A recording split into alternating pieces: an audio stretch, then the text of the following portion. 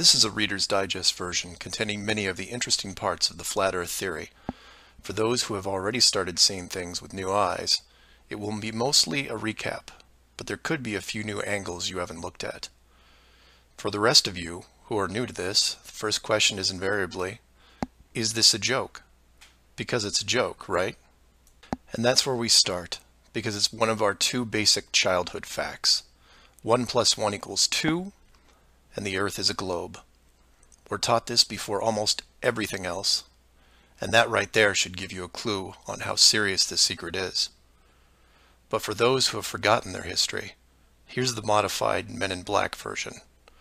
For the first 4,000 years of our civilization, we believed that the Earth was a flattish disk, surrounded by a solid dome barrier called the firmament. All of the 5 major religions had their own version of this, and the churches enforced the belief. Then, around 1514, a man named Copernicus created a new model of the world. He stated that if the Earth was spinning around 1,100 miles an hour and circling the Sun at 60,000 miles an hour, the world was then round. And while the math more or less worked, there was a problem. It was 1500, and the technology to prove such a theory wasn't there. The first balloon to carry people wasn't invented until 1760. Sailboats were the only travel over water, and the fastest thing on land was a horse.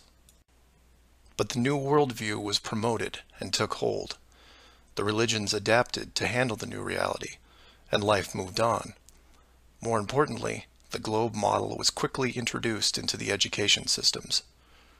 Over the next 500 years, the challenges to this model faded, to the point where the globe was accepted as universally as physical laws such as gravity. Read that again if you didn't absorb it. For 20 generations, people believed that the Earth was round because there was a globe in every classroom they sat in. There was no proof. Hundreds of years went by, and still civilization had no way of proving the theory. Planes were invented around 1900, but until 1957, nothing could go high enough to give a true perspective of where we lived. And that's when everything got strange.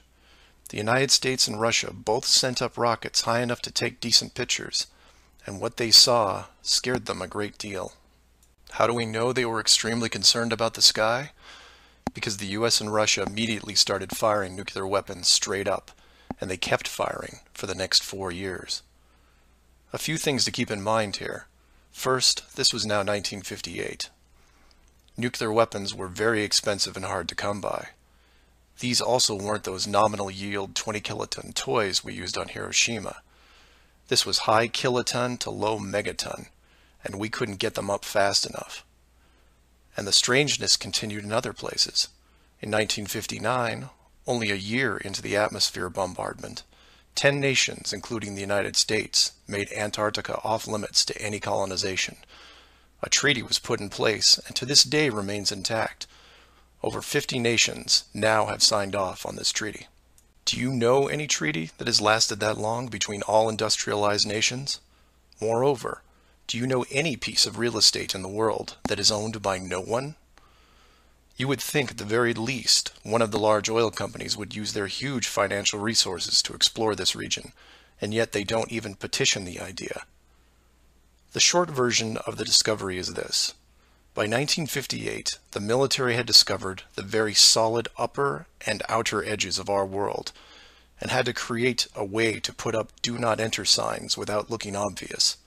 It was tricky, but if there is one thing I have learned about the authority, it's that nothing is left to chance. Most of the work had already been done for them, so their job was primarily in the details. The sky part of the dome was much higher than commercial air traffic, so the only thing they had to worry about there was the space program, which is immediately militarized. The outer border had the natural benefit of not only an extensive ocean, but a scaling decrease in temperature and a steady increase in iceberg frequency to discourage ships, all leading to a permanently frozen landmass that could not be used for any form of agriculture. This ocean and ice layout had worked well for thousands of years because the technology of the current civilization didn't evolve quickly. Sailors avoided cold weather seas whenever possible, and oxygen levels get low enough to harm people, even on high mountains. The brilliance of the design comes in the simple fact that human males are corrupted by power. Corruption so total, in fact, that they would rather hide the world itself rather than risk their power on it. You could theorize that kings and popes were told of the world a long time ago. Maybe an ancient scroll or book.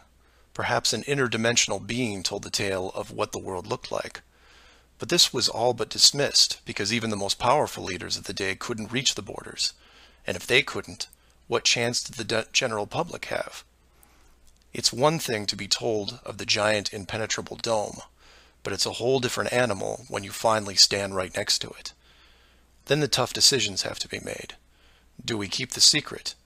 And how far are we willing to go to keep the status quo? Once they decided to keep the secret, no expense was spared. The rapid progression of rocketry science had to be addressed quickly, and so the moon missions were created. Matt from the NASA channel was right in his thinking that you needed the moon mission event to stage a picture of the Earth from deep orbit, and that couldn't be more true. Establishing NASA as the frontrunner of space exploration also diverted people who would have otherwise created their own space companies for profit. The best engineers, technicians, and pilots were recruited to the NASA space program. Once there, they were compartmentalized on a need-to-know basis. The astronauts know of the deception and are sworn to secrecy under the penalty of whatever motivates them. Private space programs are discouraged, sabotaged, or absorbed into the NASA fold. Private sector spacecraft are just not going to be allowed for several reasons. The most obvious is the collision with the dome itself. The telemetry data from such a mission would show an impact failure at a certain altitude, and if repeated, would raise questions NASA just isn't prepared to answer. There are 3 perpetual questions about our world that can't be eliminated, but avoided at all costs. These are the questions you should ask yourself and others if this protective layer is going to be lifted. I'd like to preface this with a thank you to Max Malone, a conspiracy hardcore who has a knack for boiling down debates to a single paragraph whenever possible. It was he who said, after over 50 years and thousands of hours of space travel footage, both by NASA and other countries, there is no exterior shot where the astronaut completes the simple act of panning the camera 180 degrees, let alone a full 360-degree sweep. This has never happened on any moon mission, exterior space station, nothing, ever. Statistics will tell you that this would have already happened by accident years ago, but it hasn't, and it won't. This is because of the rule they cannot break, the same rule that applies to television set shows that never show the fourth wall. Why? Because there is no fourth wall. Number 2. When you search online for pictures of the Earth from space, 95% of what you will see is a collection of artificial composite shots. In 2000, when I did this search, there was exactly 1 picture by NASA showing the bottom part of Africa and Antarctica. Now that picture is hidden within hundreds of simulated images. There are HD cameras everywhere, and no one is taking a shot of the Earth, because you can't get enough altitude to do it. Number 3. The commercial air travel routes for the southern hemisphere are wrong. This is an easy thing you can check out in 60 seconds. Take a map reading of the distance between anywhere near Australia and anywhere in South America. It's a straight shot across the South Pacific. Now find your favorite travel site and try to get there non-stop. See what happens. The routes start turning ridiculous. I used to business travel for years, and I've never seen anything like it. It's the one thing in the general public world they can't hide, the actual distance between these 2 places. On a round world, the flight is easy, just a straight shot across an ocean. But on a flat world, it becomes the greatest distance between 2 points. There are no shortcuts, so they distract you with multiple connections and layovers. It's only blind luck that the United States was in the northern hemisphere. Otherwise, the increased traffic would have raised eyebrows by now. I know, I know. It's madness. It's lunacy. There are people who will tell you straight to your face that all the leaders of the world are lizards, and yet these people laugh out loud when you say the words flat earth. I was, and still am, a huge conspiracy guy. I literally ran out of new tin hat topics to research, and I still wouldn't look at this one without embarrassment. But every time I glanced at it, there was something unresolved. And once I saw the near perfection of the whole plan, I was hooked. Do your own homework. Ask the questions. Get past the possibility and see if you can move into an even bigger picture. Like who built the dome and why. That's where it starts to get really interesting and things start opening up. I know I said years ago that the greater good was something that should be preserved, that JFK, Pearl Harbor, and 9/11 were inevitable. I still believe it, and I understand the decisions. The globe illusion, however, has run its course over the last 500 years. It's time to start again. If that means we end up getting the attention of who or what created this place and force the reset of the world, is that such a bad thing? I've put some links in the description that you might want to check out, like the current map projections used by the USGS, the United Nations logo, the Flat Earth Society, high-altitude nuclear tests, the Antarctica Treaty, among others. I'm not allowing ratings or comments on this video for several reasons. One, this topic seems to bring out the worst debates because of the initial denial. That, and I've seen dedicated trolls on the Flat Earth Society website who show up every day and say the same thing to new forum members. It's a joke. It's not serious. Nothing to see here. Kind of strange that there are full-time trolls on a site that has less than 500 members worldwide. That being said, please feel free to contact me at msargent23@comcast.net, or heck, just call 303-494-6631. I know no one uses the actual phone anymore, but I'll answer what I can. Flat Earth Clues Part 1, The Empty Theater. This is part of a series of clues that can help you get your head around both the design of the flat Earth system we live in and who has been involved in the deception to hide it from you. The clue you have to look at is built upon another conspiracy that has been around for decades, namely the space program. Most of those watching this are aware of the varying theories revolving around NASA, the Apollo program, the space shuttle, the International Space Station, and so on. The clue itself isn't based on one of these highly debated topics, but the lack of one. More specifically, motion pictures based on actual events. This, like others in the series, is something you can check out for yourself. Everything you need to reference this is online. To begin, think of all the movies involving space travel that you've seen in your lifetime. You'll start with the obvious: Star Wars, Star Trek, Alien, just to name a few. In fact, if you go through your own personal list, you could probably come up with over 100 different off-world movies without breaking much of a sweat. That part is easy. For the second group, try to come up with space movies that aren't fantasy-based. You'll get a list that has Red Planet, Gravity, Mission to Mars, 2001, things like that. These films will usually take on a not-so-distant future theme and where we could be down the road. And it's still a pretty good-sized list. These first two groups of films are encouraged by the authority because they reinforce the globe model through assumption. The entertainment system demands that the globe view and solar system concept is a given. Therefore, the actual worldview must also be true. Or to put it another way, if you're using your suspension of disbelief as you watch a movie like, say, Gravity, then subconsciously you're reinforcing the movie right on top of the real world. The more of these movies you watch and enjoy, the more the lines blur between what you want to believe and what you actually know. Watch enough movies about Mars, and you will be less astonished when NASA announces an actual mission to Mars. Same with the Moon, other solar systems, and so on. Releasing the movie 2001: A Space Odyssey in 1968, right before the actual moon missions, was no accident. It took the greatest director of all time 5 years to make, and several people who saw the theater screenings claimed that many military groups were listed in the credits, only to be removed years later. But 2001 is just a side note of this clue.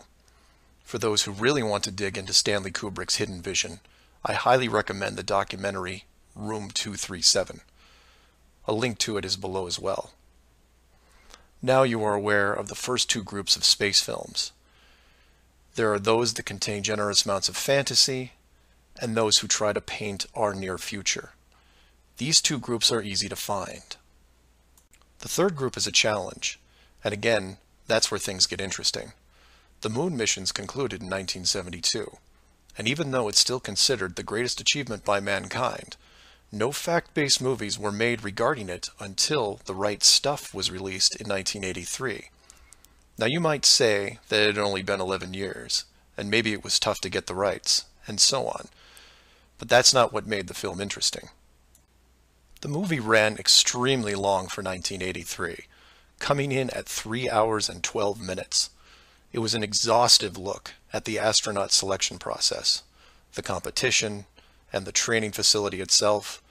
But when the credits rolled 3 hours later, chronologically, they had only gotten to the low Earth orbit missions. Just for fun, Google The Right Stuff movie and see how many spacecraft you can find. It won 4 Academy Awards and did a great job at the box office, but the Apollo missions were never touched. The only other major motion picture that involved the actual moon program was Apollo 13 in 1995, a full 12 years later. Apollo 13 only covered a single moon orbit and no landing or close-up reference to the previous missions below them. And after 1995, that was it. Nothing. Hollywood is known for leaving no stone unturned, with reboots and sequels to nearly everything. Yet in almost 60 years, there has never been a single moon mission movie based on actual events. Hundreds of science fiction films reference in it. Everything from Superman to the Transformers, but literally nothing that covers the moon's surface. 6 complete moon missions involving multiple vehicles, moon buggies, playing golf, and no one wants to touch it. Now, to be fair, there was a TV miniseries in 1998 covering the subject. It was produced by Tom Hanks, who got involved after starring in Apollo 13. There has been no professional production of any kind since then. Again, just for fun, Google From Earth to the Moon TV series and see what you find. The why is easy, and the clue revealed. If Hollywood makes a movie about the moon landings, and it's indistinguishable from the real thing, then how do you know which is real? It raises some subtle questions involving stage technique and how long they've been in place. If Hollywood could fake it now, then when did they first have the ability? There is one other movie which stands out, and I mention it because I can't believe it ever got made, is Capricorn 1. The film's plot involved the faking of a Mars mission and how it could be accomplished. In short, it's part of the Conspiracy World Bible. I highly recommend it, and the link is below. To summarize, all space movies are encouraged by the authority, except for the ones that are based on actual accounts. Those are not allowed. The moon program has been buried in entertainment because the moon cannot be reached. It's either outside the barrier or just a highly rendered image, like any planet you see when entering a video game. The world is flat, and this is just one clue. So do some of your own research and ask questions. Please feel free to email me at msargent23@comcast.net or 303-494-6631.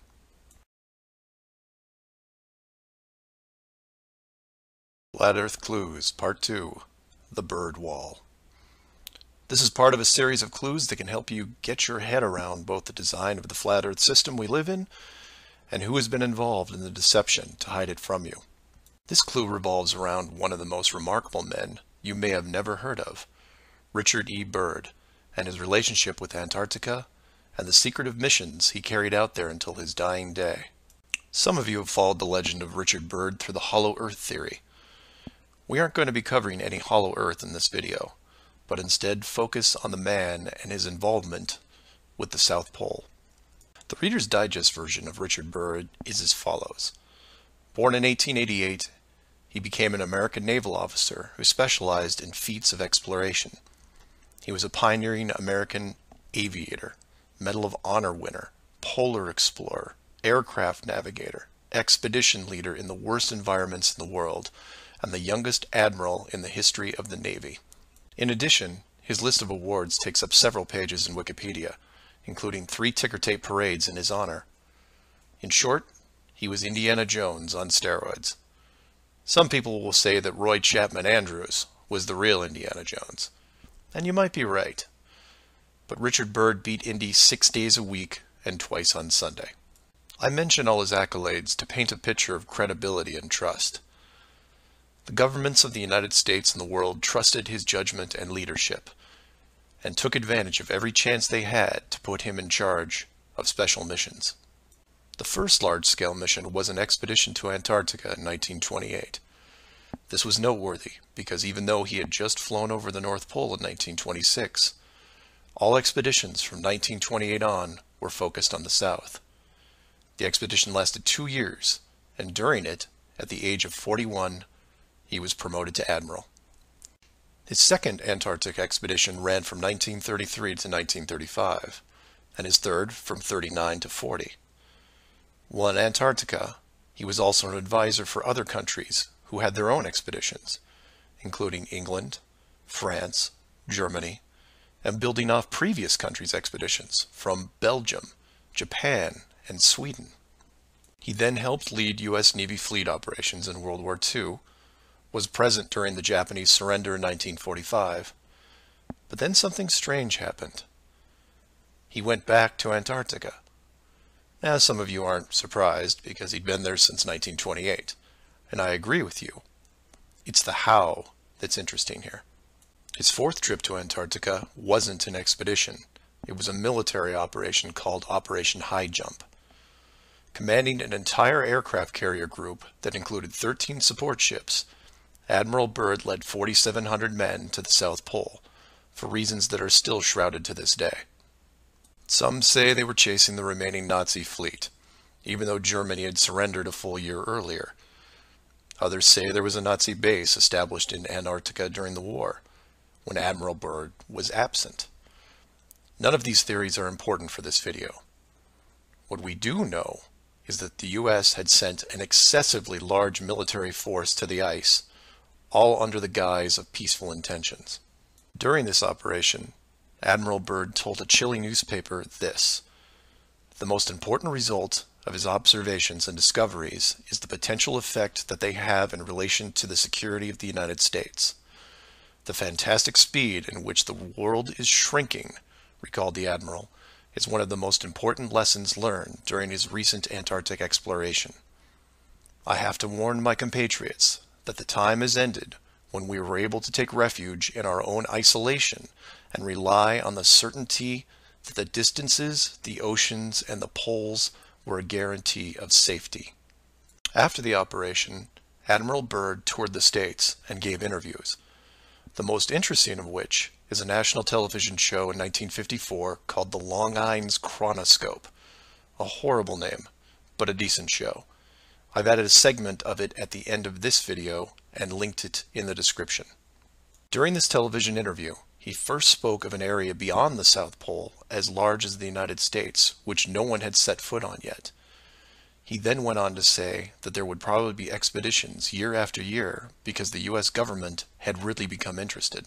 The interviewers then probed as to why the interest in the South, when any perceived military threat from Russia, keep in mind this was 1954, would be from the North.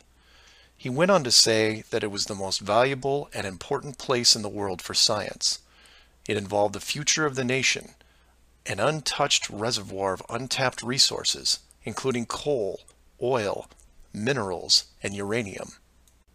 He added that at the time of the interview, there were 7 nations currently engaged in Antarctica, including Russia, Australia, Argentina, Chile, and New Zealand. During the interview, the Admiral talked about planning the next military mission to Antarctica. It was called Operation Deep Freeze and ran from 1955 to 1956.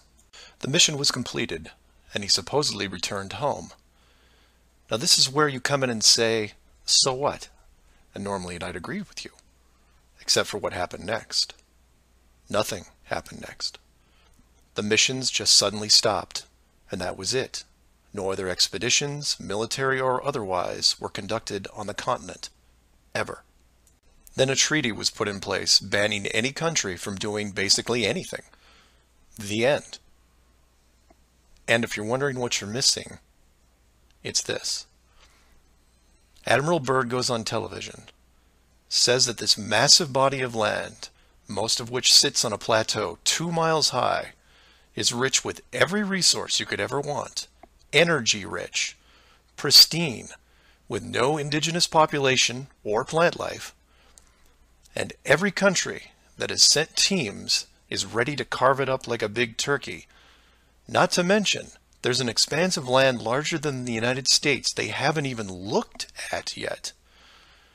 And out of the blue, everyone just calls the whole thing off?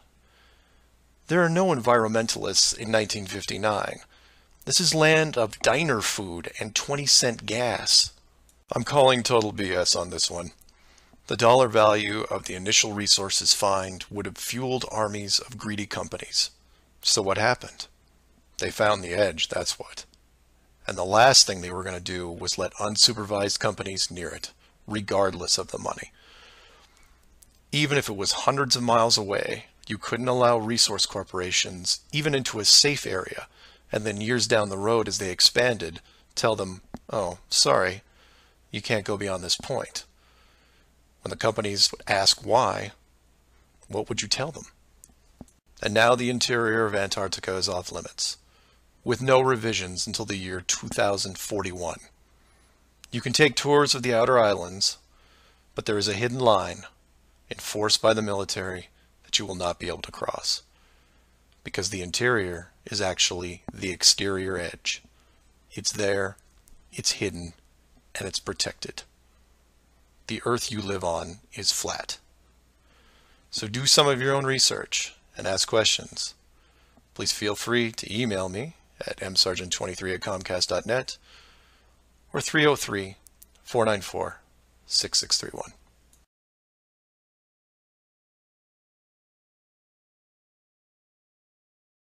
Our very distinguished guest for this evening is Admiral Richard E. Byrd.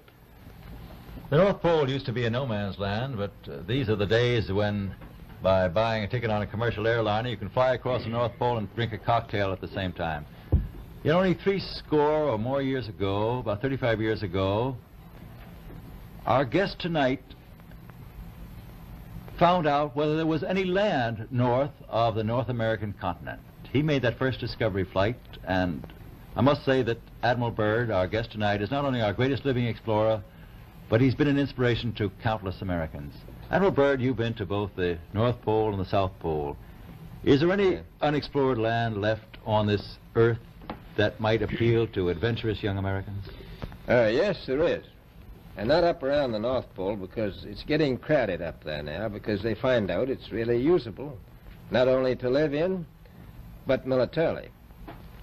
But strangely enough, there's left in the world today an area as big as the United States that's never been seen by a human being.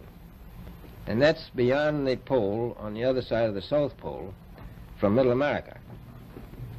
And I think it's quite astonishing that there should be an area as big as that unexplored. This is a tremendous So challenge. there's a lot of adventure left down at the bottom of the world. Admiral, an expedition to which I believe you're the advisor is now en route. What is that expedition doing? Well, that's the icebreaker Atka, and it's a reconnaissance expedition. It's going down to the South Pole area to make certain observations and to look for some bases. They will be back in April, and they will report back and upon the information we get from that undertaking, we will base the bigger expedition that's to follow. Is that very definitely planned, or is that... that is being planned right now. So I'm willing to say to you that there will be a number of expeditions that will follow, I think, year after year, at the bottom of the world, because the government has really become interested. Well, Admiral Byrd, I can understand, I think everybody can, the interest in the North Pole because it's so near our greatest challenger, Soviet Russia. But why this interest in the bottom of the world? Nobody living down there, is there? No, it's pretty cold. There's only one permanent resident, that's the emperor penguin. The little ones live further north. I tell you one reason they're interested. It's by far the most valuable, important place left in the world for science. That's why the scientific groups all over the nation are really interested. But more important than that, it has to do with the future of the nation, those to come after us, or even during your lifetime, because it happens to be an untouched reservoir of natural resources. And you know, as the world shrinks with an ever-increasing acceleration, far-flung places once useless, like we thought the North Pole was, and no man's land, become very useful. The bottom of the world will be important, not only to us, but to our allies. I was going to ask you, does it have military importance? It has some, and as the world shrinks, it will continue to shrink with an ever-increasing acceleration, thus bringing these places closer. And in the future, I can see a time when it will be very, very important strategically. Well, has the development of air power increased the strategic importance of places like the very much Palmer so. Peninsula, was it? Very much so. Even now, if anything happened and we lost the Panama Canal, we would have to control the islands just north of Antarctica, which are part of Antarctica. Then between there and Cape... Admiral, you speak of the resources of Antarctica. What are they? What are the natural resources there? Well, we've found enough of coal within 180 miles of the South Pole in a great ridge of mountains. It's not covered with snow, enough to supply the whole world for quite a while. Well, that's the coal. Now, there's evidence of many other minerals. We are pretty sure there's oil. Now, that coal shows the bottom of the world. Now, by far the coldest spot in the world. Where that coal is gets 100 below zero in the winter. Well, it was once tropical. So we think there's oil there, and there's evidence, probably uranium there. is it any secret, is there uranium there? That would be the only thing that would be practical to actually go after, I suppose. Everything else would be economically unfeasible, wouldn't it? Well, as we recklessly expend our resources, the time will come when we'll have to go after that stuff down there. Well, you know, I avoided what you said about uranium. I'm not sure about that. I don't want to have the world fighting over the Antarctica. And Robert, is there a competition among other nations to try to get information about Antarctica and possibly to secure some of these resources?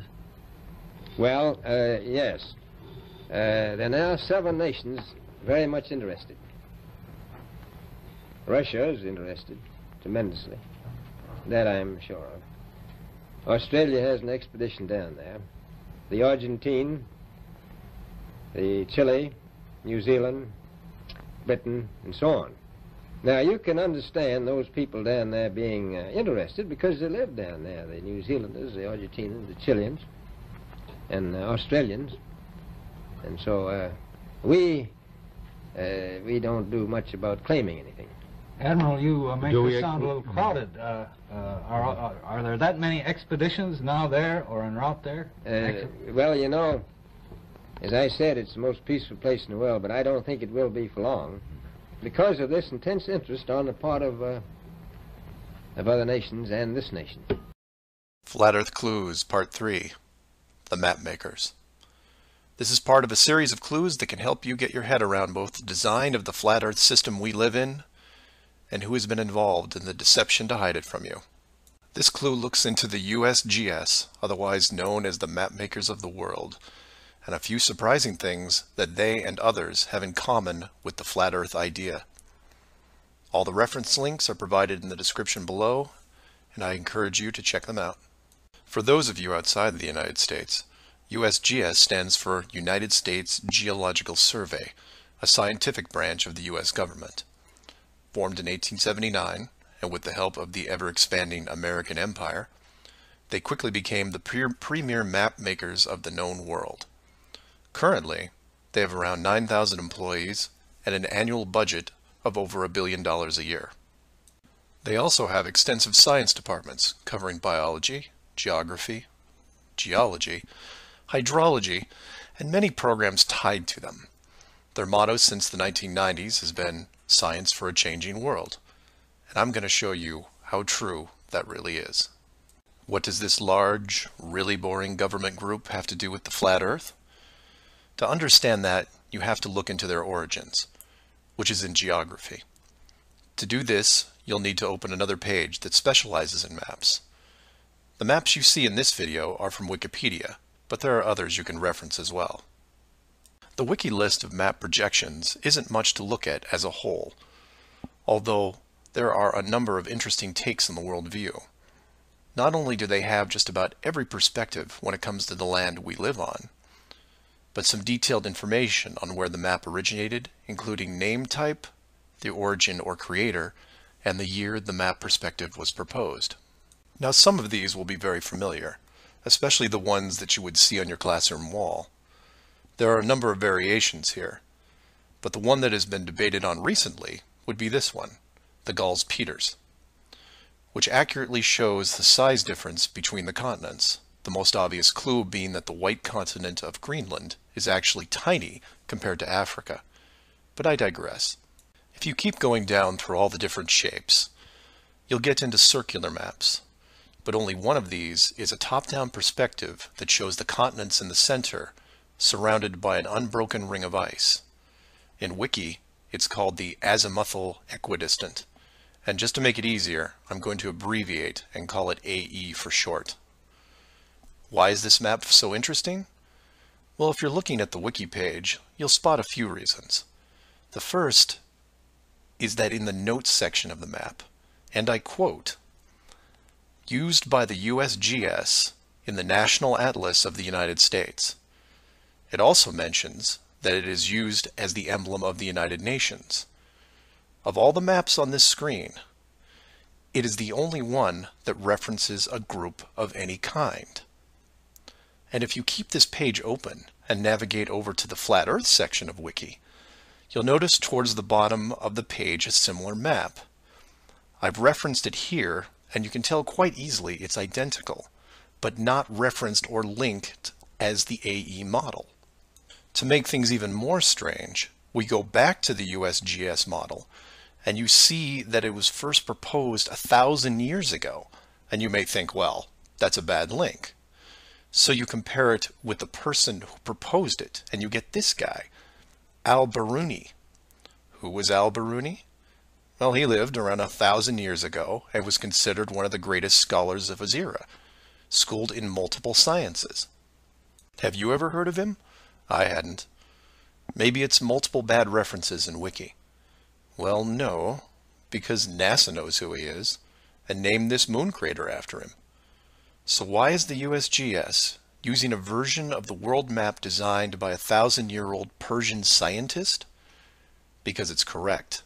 That's why. So to be clear, let's compare them again. The United Nations flag, the USGS official map of the Earth, and the Flat Earth model.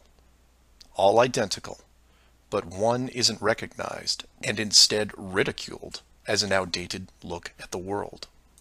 And this is one of those political quandaries that the authority gets stuck in. The short version is this. The government is on the same page as the flat Earth, but they can't admit it, even in confidence. We know the Earth isn't flat, they say, but it really is. We know you use the same map as we do, but ours is just an image. And anyone who says differently is obviously crazy. It makes you wonder how long the USGS has been using that model as an official reference. The United Nations started using it for their logos in 1945, and then made some final adjustments in 1947. And the UN flag also raises a few questions, like, why isn't Antarctica represented on the map? Is it supposed to be assumed in the outer circle, or perhaps the spiky olive branches on the outside? They don't mention it anywhere online. And this is what I like to focus on: the gaps, the holes in the plot, the unanswered questions. The USGS using the same map as the flat Earth, but not saying why, not recognizing it, or that you can't link the very same image from the Flat Earth Wiki back to the actual AE definition of the projection. The authority figured out in the 1950s all of the borders of our enclosed world, and have done a great job hiding it over the decades. But the world's a complex place, and there are clues out there just lying around. I think it's time you saw some of them. So do some of your own research and ask questions. Please feel free to email me at msargent23@comcast.net or 303-494-6631. Flat Earth Clues, Part 4, Shell Beach. This is part of a series of clues that can help you get your head around both the design of the flat Earth system we live in and who has been involved in the deception to hide it from you. This clue covers the near-perfect design of the flat Earth model and will break down some of the logic behind the decisions made. It sounds like a big task, and it is, but to start, let's look at something small, like this little guy. Take an ordinary mouse and put it into a glass cage. It doesn't have to be a mouse. It could be a snake, a lizard, an insect. It makes little difference for this exercise. People identify with mice because they're used to seeing them in lab experiments. Mice also don't have any sinister connotations. They're seen as relatively innocent and benign, the perfect test subject, as it were. I have yet to meet anyone who has a bias against the lab mouse. So the mouse goes into the box for the first time, and the reaction is always the same. It explores its surroundings, and more importantly, tests the barrier around it, probing for exits or potential exits. The mouse inspects every inch of its new glass home, and at some point settles into the acceptance that the walls are indeed solid and that it may be there for a while. Every so often, it will repeat the process, again checking the boundaries of the cage, just in case something has changed. What it doesn't do is act like it would in the wild, because it realizes that it's in a form of captivity. The glass box doesn't even remotely resemble its natural environment. You could put this box in the middle of a forest and the mouse may feel slightly better about its situation, but it still knows that it's been trapped against its will, and will settle into a non-native lifestyle. You could take all the other small animals that could be substituted for a mouse, the snake, the lizard, the insect. It makes no difference. The result will invariably be the same. Repeated probing for escape routes, then acceptance. Take the same animal and now put it into the middle of a 100-mile square wildlife preserve, surrounded on all sides by a similar type of glass enclosure. The creature doesn't even bother to rush the size of the preserve and start testing the boundaries, mostly because it's out of visual range. It could be days or even weeks before it even encounters a single fence. The animal's routine is spent doing what it normally would do. It eats, it sleeps, it breeds. It does everything that it would naturally do in the wild. If one day the animal approaches the fence, there might be some curiosity, but any anxiety is quickly resolved by just turning around and heading back into the vast expanse from which it came. The fence does not pose a potential problem for the animals in the preserve because it is so small compared to the expanse they live in, and dwelling on it doesn't hold any interest. We're assuming here that the fence is high enough to discourage flying creatures as well, deep enough to stop burrowing classes, and if you want, reaches the floor of any nearby bodies of water, stopping any clever aquatic types. The point here is that all creatures great and small inside a giant wildlife preserve, when encountering the fence, wouldn't care. They would all, in their own way, just shrug and move on with their lives.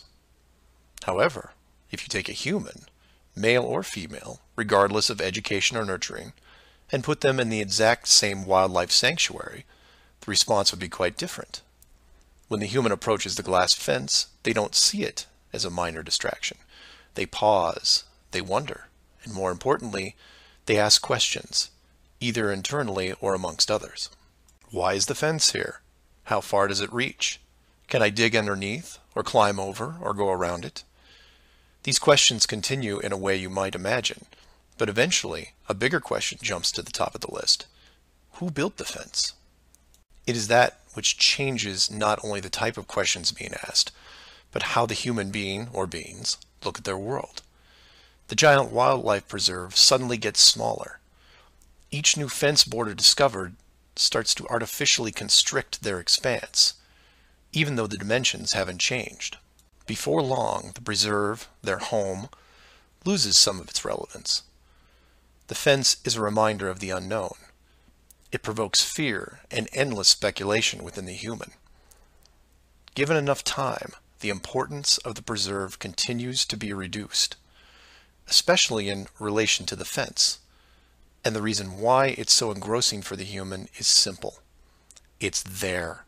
It's real. They can see it, and maybe even touch it. Adding more humans to the equation increases the disparity of the situation by orders of magnitude. Have you seen the fence? Do you know how long it's been here? Have you ever known anyone that's been outside it? It's older than us. Who is responsible for the fence? What can we do to appease the group that created it? You can see what this might lead to. A long-lasting group hysteria would entrench itself within the population, grab hold and never let go. The fence is bigger, older, and wiser than they are. It humbles them, it angers them, and it is forever. It is their proof of a higher power. Maybe not God, but certainly God-like. No civilization, regardless of technology, discipline, or age, would be able to cope with the existence of it. For the human psyche, there are just too many questions that go unanswered. Life would never be able to progress normally. To summarize, a garden variety wildlife preserve would work for 99.99% of all the world's life forms. For human beings, however, you would need to make some modifications, or really just one big one. So let's take a look at a few examples of how this could be accomplished, and from there expand it. The first failed example can be seen in the 1998 movie Dark City. This is a good starting point to get you in the right mindset. The premise here is that an advanced race creates a small flat Earth area, complete with a traditional dome. The design, however, is initially flawed in that they built the city all the way to the outer edge, leaving no room for error. To compensate for this, they altered the memories of the human population on a regular basis, therefore repressing any long-term investigations. However, in movies, there are always anomalies, like the police officer who realizes that even though he remembers visiting a place called Shell Beach, there is no way to reach it, because Shell Beach is outside of the flat world and never existed. He just keeps going around the circular city that has no exits. In the end, another man, the hero of the movie, makes it to the edge, steals the advanced race's power, and creates an ocean, which really should have been there in the first place. Move from there to a movie released only 4 months later called The Truman Show. Inevitably, all flat earthers have to take a hard look at this movie from a technical point of view. The movie follows the same lines as Dark City, but in a much more relatable premise, that of a giant television stage built so that the outside world can watch a person go through his life without any knowledge that he is living inside a flat world, surrounded by a physical dome. The movie is interesting on several levels, including construction. Using their existing model of a small town, bordered on one side by a large lagoon and wilderness, and the other a seemingly expansive ocean, while better than Dark City, still had its flaws. For one, it was less than 20 miles across, and even though Truman's desire to explore was repressed, there was still a chance that he would venture to the outer edge, which is where the movie ended. But for the most part, it worked. Truman believed the entire scenario because he was born into it, and then lived 30+ years without any reason to doubt where he was, which could be said for any of us. If it wasn't for the, and we'll say movie mistakes, that the studio fell victim to, then the show would have never ended. And this then raises hypothetical scenarios like, how many kids like Truman could you have raised inside that dome? 10? 50? Now, logistically, you can see how it might be problematic in keeping tabs on that many kids, especially as they got older. But with enough sleight of hand, it could be possible. A fictional situation just like that was made into the 2004 movie, The Village. And even though it turned into one of those M. Night Shyamalan plot twist things, the premise was very feasible. A wealthy group of idealists buy a large parcel of land in an existing wildlife preserve, create a small town from the 1800s, and raise children there. They pay off government officials to keep planes far away and spread a myth that monsters live in the forest. As far as the kids are concerned, they actually are living in a small Pennsylvania town in the 1800s. And being born into it, why wouldn't they? If the story continued, eventually the elders that founded the town would all pass away, leaving the children to pass on the legacy, free from any burden of guilt that their world was not what it appeared to be. And keep in mind, this was done with very little land manipulation and no dome. This then circles back to how many actors the fictional Truman Show really needed to hire. Other than the leads who did product placement, the rest of the town could actually just live their lives like anyone else. Use phone lines to call outside, go to restaurants, watch television at home, and so on. But again, I digress. Assuming the technology was possible, how many people like Truman could you keep in a dome the size of, say, a state that was hundreds of miles across? Probably thousands. If you kept expanding the size of the dome to a few thousand miles, well, then you're talking millions. But when it gets that big, something interesting happens. You don't need the actors anymore. Start it up like The Village, and within just a few generations, everyone is oblivious. And you can leave them to their own devices. Starting to sound familiar? In fact, the larger you make the enclosed world, the less micromanaging needs to be done. It gets easier as it scales up. This brings us back to the missing modification you need for the human race. To keep the storylines consistent and remove all the hocus pocus of monsters in the woods or that you can't get to Shell Beach, you place in gradual negative reinforcement, one that creates an illusion of choice. Say, for example, that Truman went out in the sailboat the same as before, but this time the dome was twice the size and the simulated ocean far larger. How far would he travel before getting hungry, thirsty, or tired? The movie ending is then in doubt. And if you compare this scenario where you are now, then you start to see it. Look at the flat Earth map again. Continents grouped in the center, surrounded in all directions by hundreds of miles of salt water. Think about how much further ancient ships would have traveled if you could drink what you were sailing on. As you move closer to the edge, the temperature starts taking a nosedive. Then you start seeing icebergs. If that doesn't stop you, then you run into what we call Antarctica, which is a steep climb 2 miles up with no plant life or indigenous livestock animals. And if you had the wherewithal to make it that far, you would still have hundreds of miles of endless ice and snow. It's easy to see why so few people have gone the distance. Compare this to the upper ceiling, which is much easier to maintain. You simply decrease the oxygen rates so that every 1,000 feet up it gets more difficult to breathe. This slows down exploration over mountain ranges and discourages limited control flight, such as balloons. Also keep in mind that the dome itself doesn't have to be that high in relation to the outer ring. With commercial aircraft capping out at 10 miles and rockets less than 400, the dome would actually look more like a stadium roof, depending on how you wanted to display things like the sun, moon, and stars. An enclosed world with these type of safeguards would be able to sustain an unknowing population for, say, what, 4,500 years? Then you could artificially introduce a globe model into the scientific community before the civilization technology reaches a point that could lead to discovery. And 500 years later, here we are. A civilization inside an amazing structure, doing what we would naturally do, while the authority stands by the gate and fears the consequences if we ever found out for ourselves. So do some of your own research and ask questions. Please feel free to email me at msargent23@comcast.net or 303-494-6631. Flat Earth Clues Part 5, The Status Quo. This is part of a series of clues that can help you get your head around both the design of the flat Earth system we live in and who has been involved in the deception to hide it from you. This clue covers the inevitable and sometimes frustrating question of why the authority would go to all the trouble of hiding the flat Earth.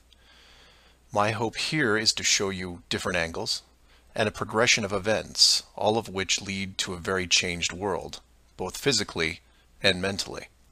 To open, we have to go way back to when the world was a much more simple place. You had your 5 major religions, including Buddhism, Hinduism, Judaism, Islam, and Christianity.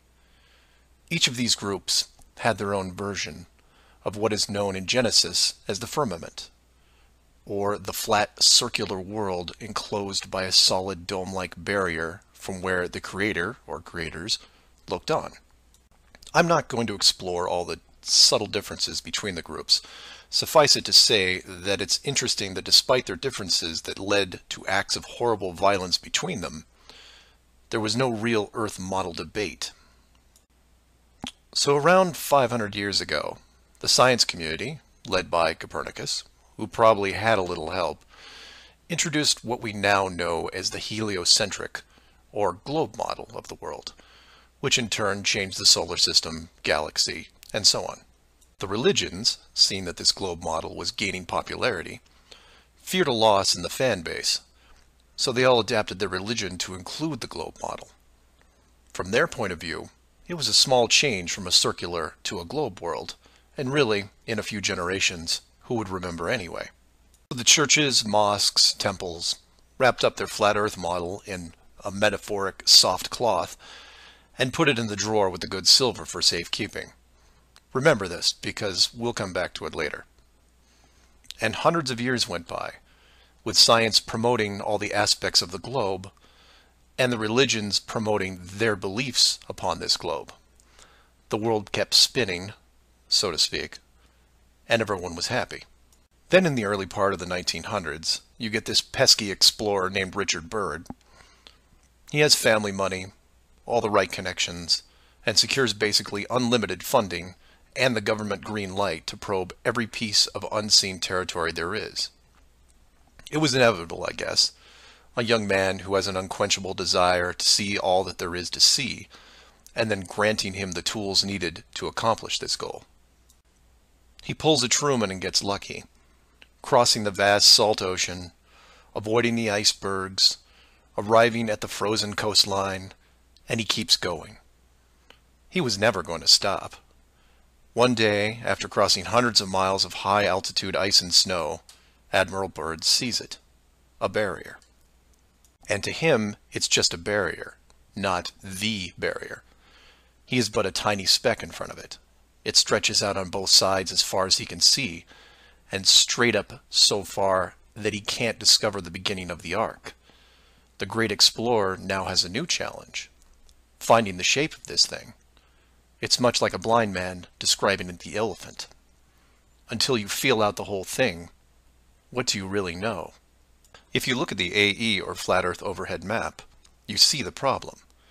To even determine the scope of the outer wall, you have to circle it. It would have taken months, if not years. You could use a series of ships going in opposite directions, or planes, but there are refueling stations that need to be built, and so on. His task was challenging to say the least. Admiral Byrd kept laying the groundwork of the Great Discovery until his eventual death in 1957. A year later, the United States and Russia found the upper edge. From there, the math was easy, and moreover, you could actually see the real world. Then, of course, there is the decision, or deception, depending on how you looked at it. The authority made the call to hide the actual shape of where we live, then sealed off the outer edge from prying eyes, and created the space program not only to reinforce the globe model, but to control it. There was really only one reason they cared about this, and it takes a while to process. So let's look at the immediate effects of actual disclosure and work our way up to the authorities' biggest fear.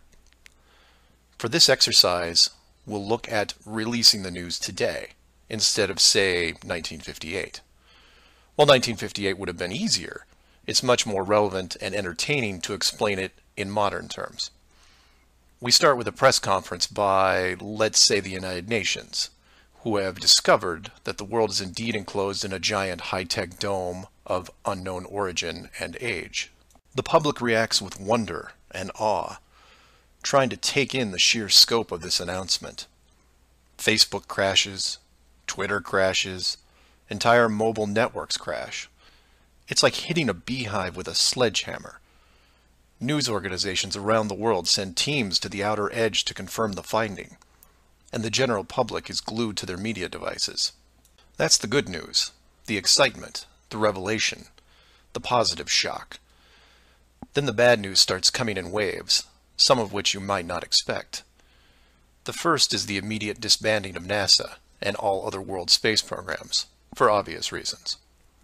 Most governments will secretly pardon these groups and keep them immune from class action lawsuits, the lawsuits themselves coming from NASA investment groups, claiming fraud. Regardless, everyone at NASA, despite their good intentions, is out of a job overnight. And this is where you would say, good, they deserve it. About time they stopped lying to everyone.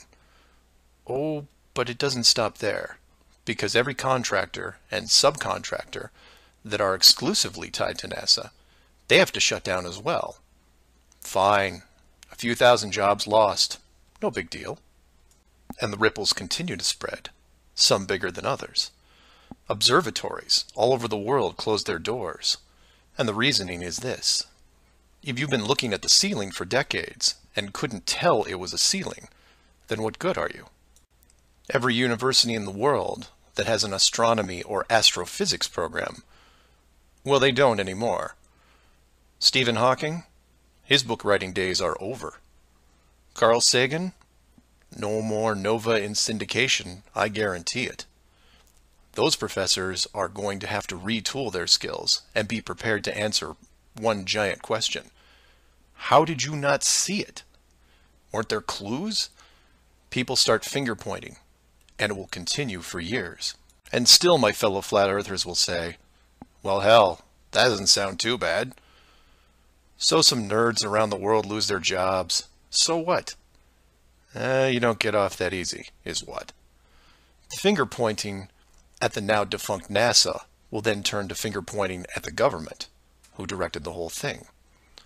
This is where we run into some dangerous ground, involving things like the Ark of the Covenant, the Holy Grail, and the Ring of Power. And you say, you lost me. I was with you until you started bringing up religious artifacts from movies. And you're supposed to be lost. Of the 5 major religions we mentioned earlier, those being Buddhism, Hinduism, Judaism, Islam, and Christianity, none have been able to produce a supernatural object over the last 5,000 years. And trust me, it would be beneficial to do so. The Ark of the Covenant would benefit Judaism, the Holy Grail Christianity, and the Ring of Power, well, that benefits someone else. Maybe I'll leave alone for now. The point is that all religions are actively seeking their leverage against science. You've heard of the division between church and state. Well, here it is. Advantage church. The barrier becomes a giant religious symbol, and since it is backed by the Big Five, it also becomes universal. The Big Five then go into their drawer with the good silver and pull out this belief that was forgotten but not lost, and say, we knew it all along, and science lied to us. Temporarily, all religions unite against science, who has been only moderately weakened by the removal of their astronomy and astrophysics divisions. But the public won't care, because they will listen to the group shouting the loudest, and no one yells louder than the church. They will scream with righteous fury that the dome was built by our God, your God, and the people will turn to science and hear nothing but crickets. And that's where the world changes, because in times of great stress, the public will want words, and while religion has no shortage of them, science simply is incapable of taking leaps of faith. I'll take a glass half full approach and say that anyone listening to this is probably an intelligent, rational person, one who can make informed decisions outside of the conventional doctrine. But for every one of you, there are hundreds, if not thousands, of mouth-breathing troglodytes who will not walk but run to the respective house of religion and say, "You were right about this. What else can you teach me?" This is what fills the current authority with pause. The unknown response to that question. Will religion take the high road and work with what remains of science to discover the truth? It's possible, I suppose. It's also possible that religion will combine this technologically advanced society with a revitalized and aggressive doctrine that then transforms daily life into something that makes the book 1984 seem like a Saturday morning cartoon show. I'm hoping that mankind will prove me wrong, but so far, that isn't the case. So do some of your own research and ask questions. Please feel free to email me at msargent23@comcast.net or 303-494-6631. Flat Earth Clues Part 6, Depth Perception.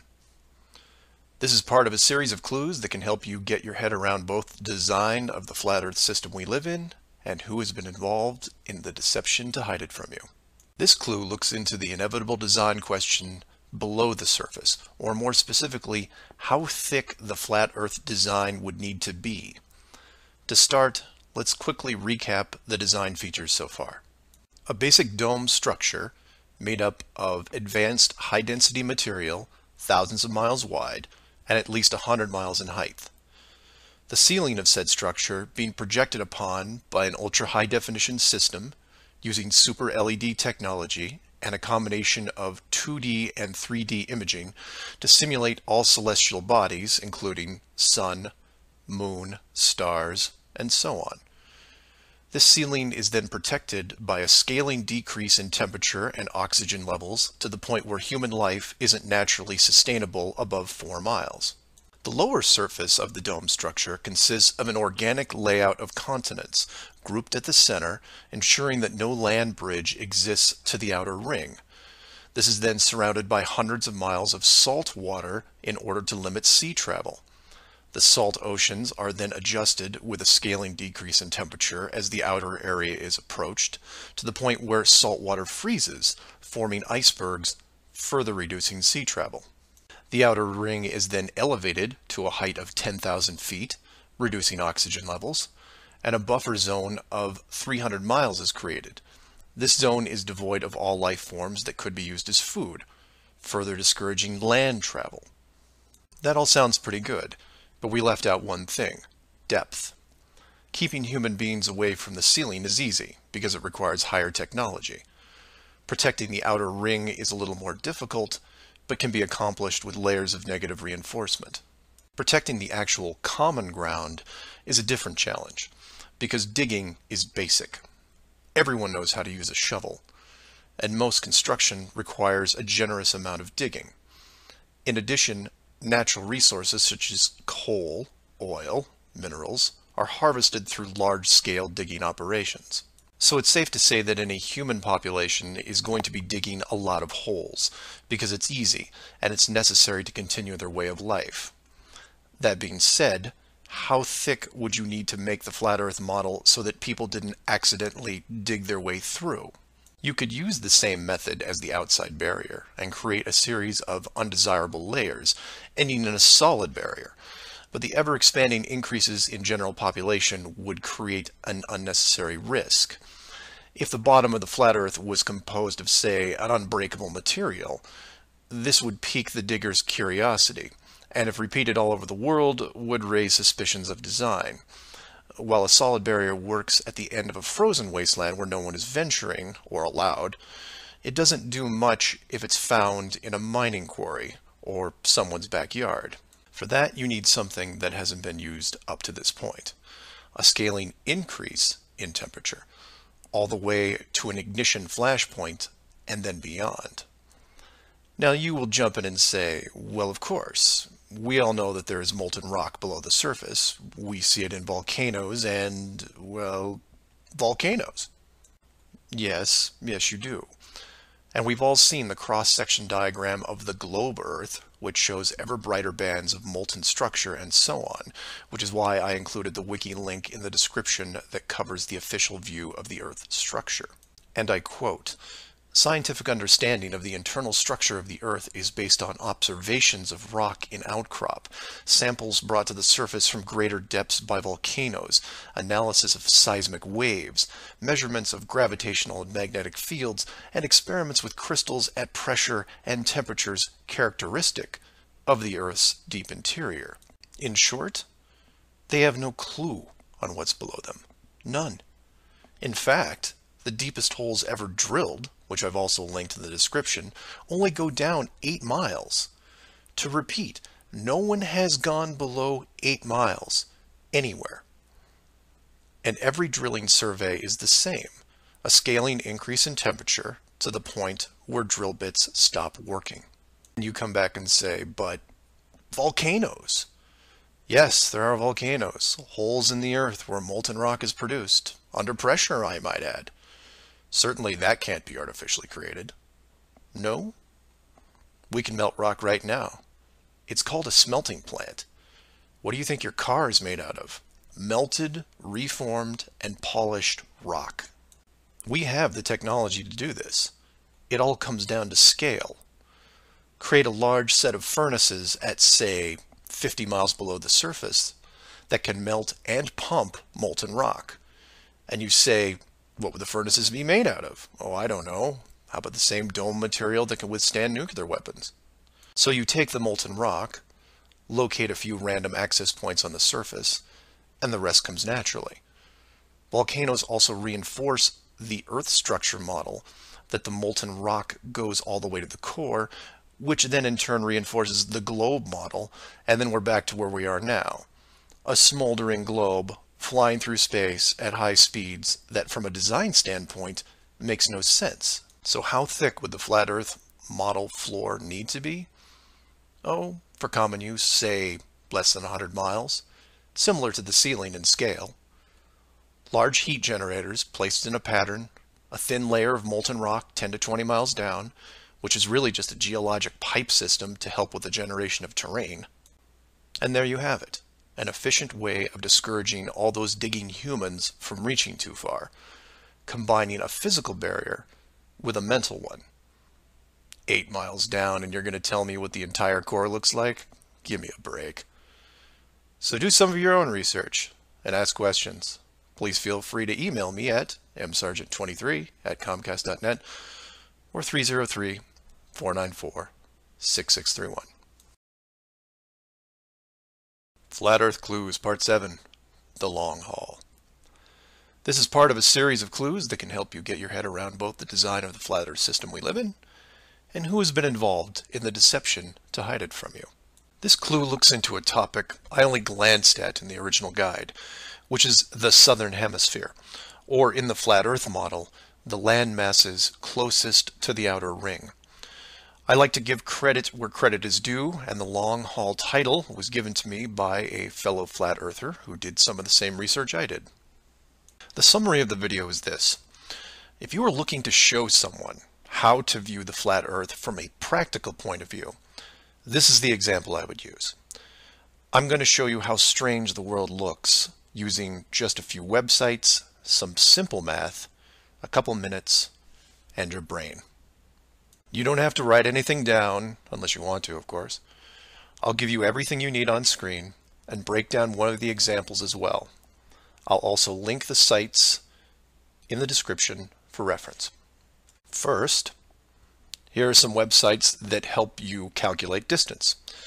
The GPS on your phone already does this, and you may have an app as well, but here are some dedicated examples.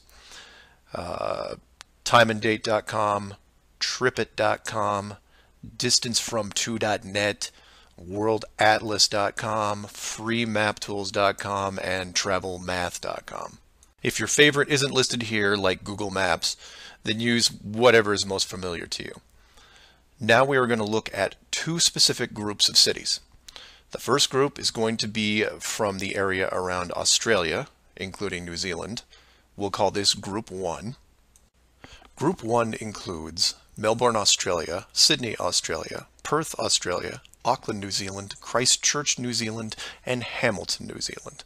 The second group is going to be some cities in South America, all in the southern hemisphere. I mention this because if you go high enough, you will run into a few cities that won't work.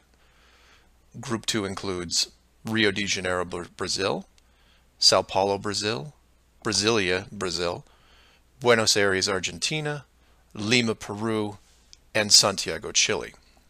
Again, there is a link in the description with many other airports. Now, these two groups are interchangeable, as you would imagine, so you can start or end with either Group 1 or 2. The results will be the same, and just to make it interesting, I'll use a slightly different example which a fellow flat earther did the legwork on and show you that even these two groups aren't exclusive. So you take anything from Group 1 and anything from Group 2 and you get some distances ranging from 6,000 to 8,000 miles roughly. That's all I want you to do here is get that part in your head, noticing that the route is bent because they have to account for the curvature of the Earth. All these directions are what you would expect, a straight shot over the South Pacific Ocean. Now, just to prove it's not an exclusive route, instead of starting in, say, Rio and landing in Auckland, I'll start what should be the opposite side in Cape Town, South Africa, which is roughly the same distance on a globe Earth coming in at 7,300 miles. Notice on the map it's still a straight shot through the Indian Ocean and not crossing any countries. An easy route. I try to book my flight. For this example, we use TravelMath, but you can use whatever is easiest in your country, like Priceline, Expedia, Travelocity. It will make no difference because they're all tied to the same system. And this is when everything goes wrong. So the first leg, the airlines don't send me due east, but instead shoot me 4,700 miles almost due north to Dubai. Okay, maybe we're just picking up people. Seems a bit excessive, but I'll go with it. I'm probably comfortable in my seat drinking vodka tonics anyway. And from Dubai, it should be a straight shot home to Auckland, right? No. Now they send me southeast to Melbourne, a mere 7,300 miles. And then finally a third leg from Melbourne to Auckland coming in at around 1,600 miles. I'm rounding up or down to make the math easier. Regardless, the total miles for this flight is almost double what should be expected, coming in at 13,600 miles. In addition, the trip took me 37 hours. How long should it have taken? Well, in a 777, about 12. Now this is where you come in and say, well, it's probably an isolated incident, or some strange connection thing. You know how the airlines are. Oh no, my friends. We can do this all day. This roulette table is rigged, and there is no way to get a fair game. The first part of the clue is the utter lack of non-stop flights from anywhere in this hemisphere, which is why I give you multiple cities in each group. And here's the plot hole for you.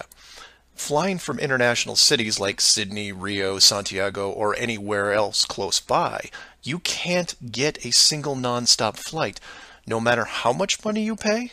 I tried to do this for an entire night, and it was like playing an online casino game, one that I was losing most of the time. The connections kept coming in like spam windows. Start in Christchurch, go to Auckland. Start in Auckland, go to Sydney. Start in Sydney, go to Dubai or Los Angeles or somewhere else that makes no sense. Some of these connections took the trip over 50 hours to complete. Go ahead, try it yourself. You may find one nonstop. But even then, the strangeness doesn't end there, because the speed is wrong. For reference, I included an optimum cruising speed guide from a commercial pilots forum that lists all the international aircraft used in these routes. A 777, the current state-of-the-art flagship plane, designed for maximum fuel efficiency, has a cruising speed of 640 miles an hour. 7,400 miles comes in at around 12 hours. Try to find this route. It doesn't exist. It can't. The closest I came was a one-connection flight with a 3-hour layover. The total flight time was 20 hours. 20 take away 3 is 17, not 12. And this might work if the plane was doing, say, 430 miles an hour, but it's not. In fact, the slowest cruising speed I found was an older Airbus just around 593. But this is all just numbers, right? It is until you pull up the flat Earth map and look at the farthest 2 points, which just coincidentally are anywhere in Australia and most of South America. Or my example of Lower Africa, which you can see isn't west at all. It's a shell game, and a very good one at that. Keep people guessing with multiple connections and layovers, jumping from city to city. People just sit in their seats, trying to sleep through it. And then it hits you. Well, the pilots would know, right? They fly all day, every day. Certainly, they would have figured it out by now. Some of them would get suspicious, sure. Any decent navigator will be able to work out the speed, fuel consumption, and odd connections. But imagine what they would have to get their head around. First, they would have to ignore the world GPS system that has been leading them to their destinations without error. If you want some interesting side reading, check out the link on the history of the GPS. And I quote, "Developed in 1973 to overcome the limitations of previous navigation systems, integrating ideas from several predecessors, including a number of classified engineering design studies from the 1960s. Oh, and by the way, was created by the Department of Defense, the same people that closed off Antarctica. GPS went fully live in 1995. So if you were a pilot before then, you might have been able to pick up a breadcrumb trail. After that, very difficult. Plus, let's say you did figure out that something was off. Who exactly would you tell? The FAA? You would be looking around and wondering why you were the only one to see it. And then what? You make the leap of faith and see that the entire map system is wrong? Never gonna happen. You might as well just tell them that an alien spacecraft followed your plane around for 2 hours. We know what happens then. Start playing Flight Time Casino for yourself. See what interesting things you can discover. And while you're at it, show it to any pilots that you know. But don't forget to leave the words flat Earth out, because that's crazy, right? So do some of your own research and ask questions. Please feel free to email me at msargent23@comcast.net or 303-494-6631.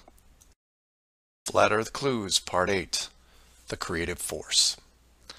This flat Earth perspective takes a look at the design from the ever-present why standpoint, and although it will review some of the dome technical features already discussed, I'll try to do it from a different angle, or more specifically, why I might build it. Someone mentioned to me recently that while the dome was a very big concept, it made the world much smaller, kind of like what Admiral Byrd expressed in an interview all those years ago. This someone also said that it made them sad, which I understood. And while I did what I could to comfort this person, I realized that I could have done more. So this video is for the people who look upon this world with their new eyes and start drifting into a state of melancholy. To preface, this isn't jail, nor are you lab rats. And before I'm done, I hope to show you a version of why. To start, let's look at an old story, one that you may have heard, involving another enclosed world, kind of like yours. I say kind of like yours because the finished design that you are sitting in right now took several revisions in just about every aspect, much like any project. You come up with ideas, you see what works and what doesn't, and you improve the process until you come up with something that, while not everyone agrees upon, satisfies the best of all criteria. One of the first dome layouts involved a race of people who were supremely driven by ambition. They didn't have a word for lazy or fear. They absorbed knowledge very quickly, incorporating physics, advanced electronics, engineering, and drove their technology with energy from the enclosed world itself. And when their technology had reached the point where the dome structure was discovered in its entirety, there was no reaction of wonder and awe. They just looked up and squinted at the sky. Eventually, those squints turned into glares. Oh, they had religion, to be sure, and it was tied to their daily lives, but to them, this wasn't religion. It was a challenge, almost like they weren't that impressed. Hard to fathom, right? Seeing that your world had borders, but instead of being afraid, shaking your fist at the sky with arrogance. But that's what they did. So much confidence and might that when they found out where they really were, a new priority was created. At first, they dedicated broadcast channels to calling the dome builders out, demanding answers, and ran them day and night. At the end of each cycle, the words kept repeating, "We know." But arrogance ebbs at patience, and their demands were met with silence, which was taken as blatant dismissal. This fueled their ambition even more. The people withdrew all their efforts from breaching the outer barrier and formed a new plan. If the creators were not going to submit, then they would build a bridge and meet them at the gates. So a building was designed. But to call it a building was to call the pyramids a sand castle. It was the greatest structure ever conceived, at least to them. It was to be over 30 miles wide and hundreds of miles high, enough to reach the dome ceiling itself, where they would meet the builders face to face. They abandoned nature completely and pushed aside ecologic systems to accomplish their goal. They cannibalized entire mountain ranges, which they used to admire and love, to acquire the raw material for the awesome structure. The work crews built with flawless precision, and it was obvious that it was going to succeed. A bridge to the edge of the sky itself. The work would only pause long enough for the mighty armies below to look up and yell, "We come for you," so loudly that on a clear day you could actually feel the dome shake. And the creators, faced with their first great challenge, decided to start again. And the people were changed, their language fragmented so that the builders couldn't continue. The tower was dismantled, their technology removed and forgotten, and the people scattered. A new group was introduced to the dome, divided in every way imaginable, so that unity was next to impossible, and everything slowed down. Languages evolved and devolved into other dialects, and the languages produced text, which produced different forms of culture, and some amazing things began to happen, the most important of which was the arts. The dome builders saw the artistic pool develop into several distinct forms. Everything drawn in any medium on a flat surface. Everything molded that took on a three-dimensional shape. Everything that produced music. All things that make up the human form and motion. And all the written works. Pictures, sculptures, music, dance, literature, the arts. Driven by passion, it is the very essence of what is good in humanity. Once this was recognized, all dome methods put in place were to cultivate and enhance this process. Land masses were adjusted with geology and temperature to support every kind of terrain, with mountains, rivers, oceans, plains, forests, jungles, deserts, all of it stunning, all of it stimulating the human mind, nourishing it. And the modifications continued, with seemingly endless shades of weather. The sky was overhauled, a moon added, and layers upon layers upon layers of stars, so that one day, when the people were able to see further than their own eyes, there would still be something new to see. And the arts flourished, but there was a cost. The languages and division of cultures had put the population at odds, and wars were raging at regular intervals. The dome builders debated if the price was too high. Plans were drawn up to make more changes, until they noticed that the arts thrived even through the worst of conflicts, producing grace and beauty despite their burning world. It was wonderful and terrible at the same time, and the debate outside the barrier continued to intensify until a majority spoke out and said, "This world is a creative force, and we must see what it leads to. The barrier must be hidden at all costs." So the globe model was put into the population, and both science and religion adapted to it. The arts grabbed onto it like a new drug, the creative minds of the world exploding with new concepts. Their universe was now infinite, and the rules changed. Science then led to science fiction, which opened up everything else.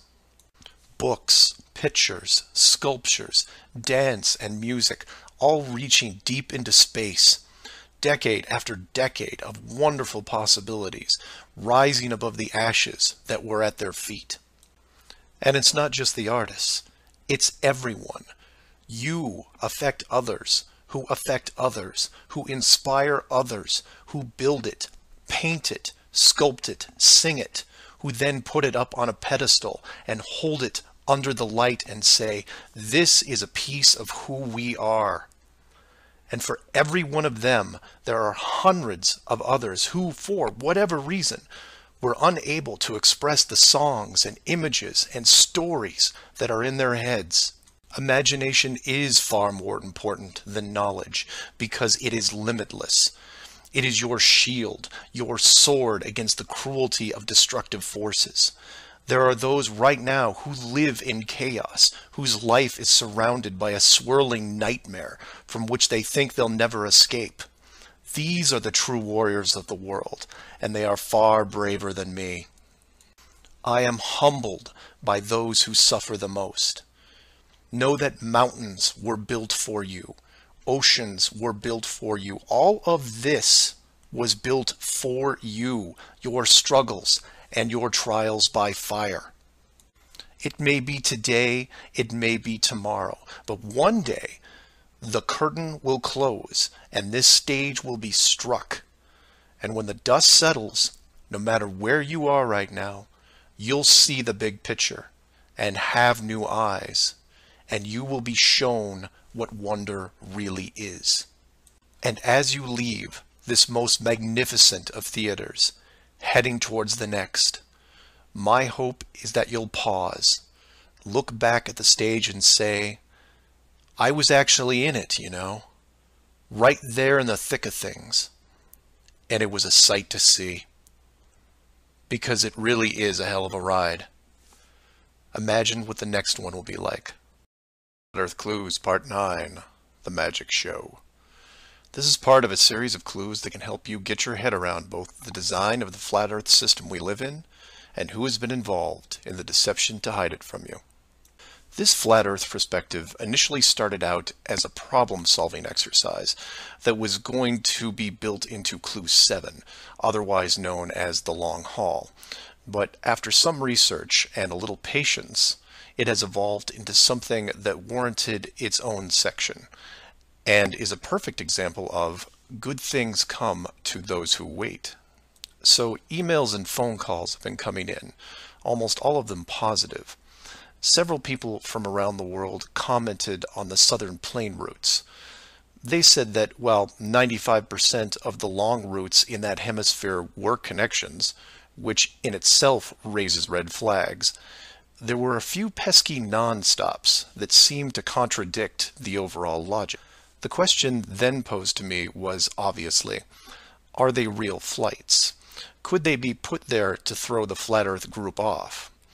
If it was a trick, could I figure out what it was and how it was accomplished?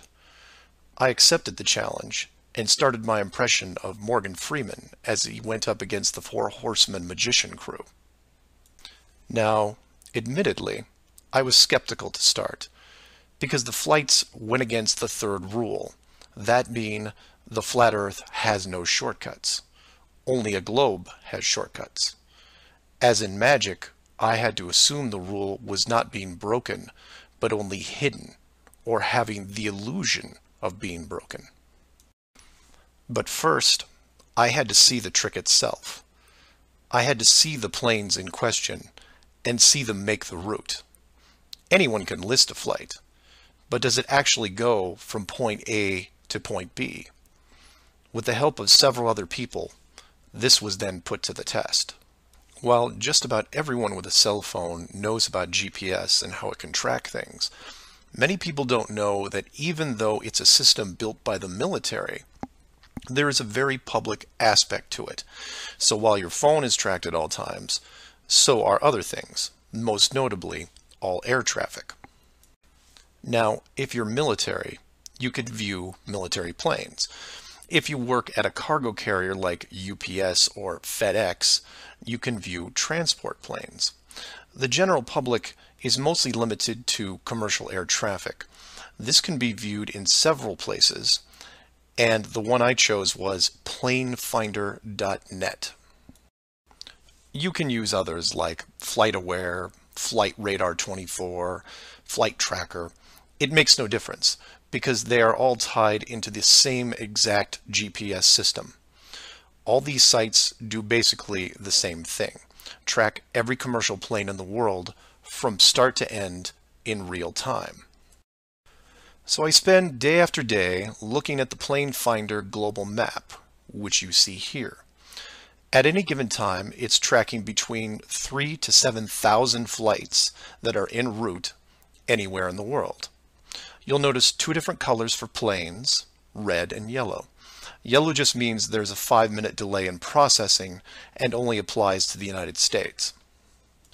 The point here is, in order to prove out these flights that go against flat Earth theory, I need to watch a few as they cross either the South Pacific or Indian Oceans. The web page updates automatically, but just to be sure, I close and reopen the page every 30 minutes or so and wait for an ocean plane. And I wait, and I wait, and I wait some more. Hours pass, days pass, and no red planes to entertain me. And somewhere in this process of me just staring at these empty oceans, waiting for a plane to cross, something occurs to me. Can you guess what it is? Nothing is crossing these oceans. Not non-stops, connections, multiple connections, nothing. But that's not possible, right? The planes have to reach their destinations. So I change gears and just watch the coastlines of anything in the southern hemisphere, and I start to see it. I follow a simple plane out of Brazil on its way to South Africa, which, by the way, is not part of the long-haul argument. It's offshore just a few hundred miles. I get something to drink, and when I come back, it's gone. Just a glitch, right? So I follow another, and another, and the same thing happens again and again. Once the plane reaches an imaginary line in the water, GPS makes it disappear. Then a friend who is also working on this problem sends me some links, which I've included in the description. I encourage you to take a look at them. At first, they don't seem like much, just an average flight log showing speed, altitude, locations, things you could expect. Then you scroll down to about 3:30 in the morning, and the location drops away and is replaced by either the word approximate or the word estimated. This then continues for the next 5 hours until, miraculously, 1 hour before landing, the flight log reestablishes itself, and the GPS system shows the plane in real time about to reach its destination. So to be clear to those who may not be seeing everything here, The flights are being dropped off GPS, and their flight data is also turned off and stays off until they are almost on top of their arrival point. And you say, well, that's how GPS works. Well, no, because the Northern Hemisphere has planes flying all over their oceans. And then you say that maybe it's a localized Southern Hemisphere thing. And I say, then why are all the flights over or near land perfectly tracked? Furthermore, this is a US-based system with Americans flying on vacation every single day. You're telling me that those people aren't going to be tracked? In addition, the Vanishing Plane Act is happening to not only the South Pacific and Indian Oceans, which I would expect, but also the South Atlantic, which isn't part of the flat Earth argument. There are a bunch of flights that cross this relatively small ocean between South America and Africa, and every one of the planes is hidden shortly after takeoff.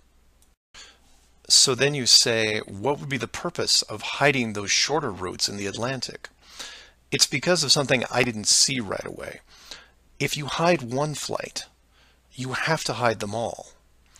Showing the GPS routes in the Atlantic, but leaving out the Pacific and Indian Oceans would raise different questions. So the logic here, despite being very sneaky, is sound. The third rule is that the flat Earth has no shortcuts. If you look at the azimuthal equidistant map again, and look close, you notice that while the South Pacific, South Atlantic, and Indian Oceans make up the lower sections on a globe, they make up the outer ring on a flat model. In that model, there is no shortcut between Australia and South America. If you are creating flight routes, you have only two choices. You take the long way around, clockwise or counterclockwise, and stay on the ocean. Or you cut across the land in the middle. But if you cut across the land, you have to create connections, because on a globe, it wouldn't make sense to fly over the top of the United States to get to South America. Neither of these choices are ideal. So the authority came up with a compromise. Disable GPS and lose the planes for every ocean flight in the Southern Hemisphere. Then reactivate them once the destination is reached. This is just one of the lengths that they are willing to use to keep you from seeing it. Don't just hide some things, hide everything, so that maybe the topic isn't addressed. And some would come back and say, well, nice going. You just pointed out a flaw in their system, and sooner or later they will fix the gap. Maybe. But not soon, I think. Remember, this is a rule, not a guideline. They can't change the map, so they have to work within its limitations. If they have a better workaround, I can't wait to see it. So do your own research and ask questions. Oh, by the way, welcome to the Flat Earth, and enjoy your flight. Flat Earth Clues, Part 10, Hiding God. This is part of a series of clues that can help you get your head around both the design of the flat Earth system we live in and who has been involved in the deception to hide it from you. As you can tell from the title, I'm taking a different approach. Eventually, I was going to have to address the question of what happens next, or what we do now with the information at hand. If you've made it through the guide and the first 9 clues, then at this point you're either buying into the flat model or on the fence. If this is the first one you went to because of the title, I recommend you go back, because we're not going to do much in the way of reviewing. But if you're still with me, then you would agree that 1, the world you've been taught has been kept from you, and 2, one way or another, you would like to prove this out. So how is this possible? The authority in question who created what you call the globe is guarding all the gates. They protect the sky, the outer edge, and most importantly, the education system that shows us at an early age what they want us to see. Nobody listening to this has their own spaceship or advanced rocket program. Nobody actually owns a long-distance icebreaker. And while some of you may have a private plane, I wouldn't recommend testing a military barrier that technically doesn't exist. But then again, you have to remember that this is not the story of David and Goliath. The hidden world was never going to be sustainable forever. As a civilization evolves, the tools the authority uses as a method of control become more vulnerable. I've learned many things about systems over the years, and one thing that I find most interesting is as layers of strength increase, the higher the chance that they can be used to your advantage. But maybe I'm talking in riddles. I should be boiling it down to what can be done by showing you what's being hidden, what's important, and how it can be spread to others without looking like a crazy person.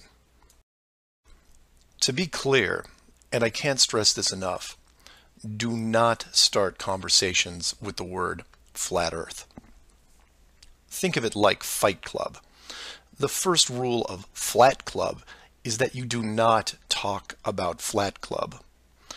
Before you started waking up and watching all these things, you were like me. You laughed and mocked everything that was flat earth. You may have learned faster than others, but the knee-jerk reaction by 99% of the people was created the day they sat down in a classroom and stared at the globe. Look at the videos, not just mine, but others who are putting forward some great arguments, and ask the questions that people can relate to. I'm going to introduce 3 very important questions that you can use, each with a statement that precedes it, and each statement is a motivation for a different group of people. If you don't fall into one of these 3 groups, then I guarantee you know people that do. The first statement is this: you are being hidden. What do I mean by that? Well, this goes back to Clue 7 and Clue 9, which talk about the flights in the Southern Hemisphere. If you are flying a plane over the Southern Hemisphere, your flight is not being tracked. How can this be used to find out the truth? It's simple, it's quick, and it costs no money. No matter what country you live in, send a quick note to your local, state, or federal representative and ask them this question: why are citizens of our country flying over oceans without the safety net of the GPS system? And remind them that GPS stands for global, not partial. Without GPS, anything could happen to your plane and no one knows where you are. And while you're at it, remind them that the GPS system was built by the United States Department of Defense, who never does anything small. The system that is in effect now has what appears to be huge, deliberate gaps in the Southern Hemisphere only. Do not mention flat Earth. Just voice your concern about the safety of you, your loved ones, and your fellow citizens. Will they get back to you? Possibly. Will they give you a satisfactory answer? Not a chance. Because they will only have what the military gives them. What this will do, however, is create a unique buzz in certain circles that may prove to be useful later. The more politicians or high-ranking officials you contact, the greater the noise. The motivation here, as you can tell, is general public concern. The second statement is this: wealth is being hidden. What do I mean by that? Goes back to Clue 2 and every other mention regarding Antarctica.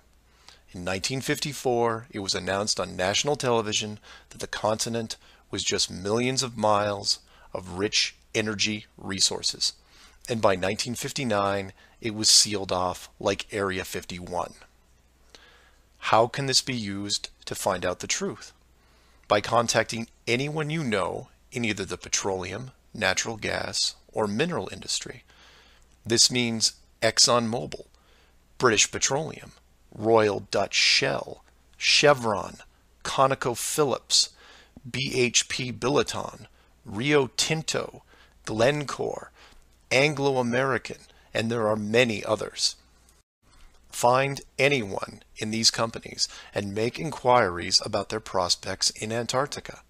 Send them the link to the Admiral Byrd interview and ask them why, if there are no environmental conflicts regarding oil, gas, or mining, why aren't they allowed to even petition the idea, even when the world's energy resources are dwindling more every day?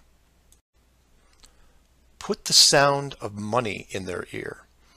They may not be able to break through the decades of red tape laid out in front of them, but it will create a buzz from a different side, the motivation of greed, and of pristine resources just begging to be harvested. And finally, to preface the third statement, I need to thank all the people who have sent me stacks and stacks of biblical scripture, asking me to stop dancing around the title of the flat model and call the structure what it really is. And you know, they have a point. I have put myself at a distance because I want to reach people who are outside of religious faith and even outside of general conspiracies. But for all those spiritual groups who have contacted me, I can now, however, say with conviction that this third statement is this: they are hiding God. Despite what labels I put on the flat model structure, the oldest names are from the oldest texts, one of those being called the firmament. If the firmament was indeed discovered in 1956 and it was deliberately hidden, then the ruling authority not only hid the structure, but evidence of the builders. And by builders, I mean creators, and by that, I mean what people define as God. Hiding God could be considered one of the worst ideas of all time. And if you are a person of great or small faith, you have a vested interest in any evidence that would solidify and vindicate your years of dedicated service. If a structure was found that had, for all intents and purposes, the handprint of God on it, then the ruling authority has no right to keep it from you. There are billions of people on this world who have personally dealt with the concept of God and would like to know for sure if these beliefs are well placed. Or, in short, you want to know the meaning of life. It's out there, and it's been hidden from you. Your motivation is clear. Go to your church leaders, your congregation, and tell them science probably found evidence of God in 1956 and decided to keep it a secret. If you know people of religious power, send this up the ladder. Get the word out and see what comes back. Between these three statements and questions, people will talk to people who will talk with others and eventually reach someone who knows. This isn't a grassroots or groundswell movement that takes a long time, because the system that has been used to mold and control you these past years has been based on speed, and by that I mean real time. All it takes is a single video, a memorandum, one whistleblower, one key person, and everything changes, not in months or weeks or days, but hours. And in those hours, everything changes because of the speed. People all over the world wake up and look at the sky with new eyes, and things start to get better. One person, that's all it takes. One person to come forward and share what has been hidden for so long. Maybe someone who is tired of all the games. Maybe someone who has gone year after year burdened by such a heavy secret. Maybe you, who are listening right now, who is looking for a reason to come forward. This is it. And if you don't want to walk into the light and be the hero, I understand. But if you can't, for whatever reason, then be anonymous. Share the message. and help us make this world better, because it can be better. For everyone else, give this person an opening. Give them the opportunity and give them the support they need to help reclaim what's left of our civilization, because we need it now more than ever. I will keep spreading the word for as long as I can, in hopes that everyone that hears it starts seeing things with new eyes. And I encourage each of you to do the same. And maybe one day we will learn to treat others better than we treat ourselves. Flat Earth Clues, Part 11, Souls in the System. This is part of a series of clues that can help you get your head around both the design of the flat Earth system we live in and who has been involved in the deception to hide it from you. This clue looks into the recent past, or more specifically, an odd but interesting piece of conspiracy lore. What I hope to show here is an example of how an enclosed system, once revealed, can change the world very quickly and in ways you may not have realized. To start, we need to go back a little ways to a controversial 2004 documentary called Astronauts Gone Wild. For those of you who missed this strange little gem, the summary is this. The producer-director Bart Winfield Sibrel went out to prove that all the moon landings were elaborate hoaxes. To do this, he set up interviews with the Apollo astronauts, giving them the impression that the interview was just routine. He then produced a Bible and asked each of the astronauts to swear on the book before the interview started. The interview was then supposed to be a series of detailed technical questions designed to trip up the astronauts. During the process, there was quite a bit of tension and some very uncomfortable moments, including one actual fist fight. Now, I'm not recommending that anyone actually go out and watch this hour-long documentary. For me, the astronauts have had to live with this guilt a long time, and leaving them alone seems like the humane thing to do. What interested me, and moreover what piqued my interest then, wasn't the unoriginal questions the reporter posed, but how the astronauts reacted to the Bible itself. None of the Apollo pilots would put their hand on it and swear that they went to the moon. In fact, most treated the book like it was made of plutonium. This puzzled me for years because it went against the basic rules of any cover-up, one of which is lie about everything. Now, the pilots of the Apollo program had done many interviews over the years, many televised, and had been going through their song and dance without really any instances of contention. So why not just go through the motions again? It is, after all, just a book, right? People lie under oath all the time. It's called perjury, and every country has an extensive system of laws and punishments to deal with it. These punishments don't seem to stop the people from committing perjury, and you can read about it almost every day. Furthermore, the astronauts were not in court. This was just a room, sometimes their own home. So swearing on the book would, for all intents and purposes, be meaningless.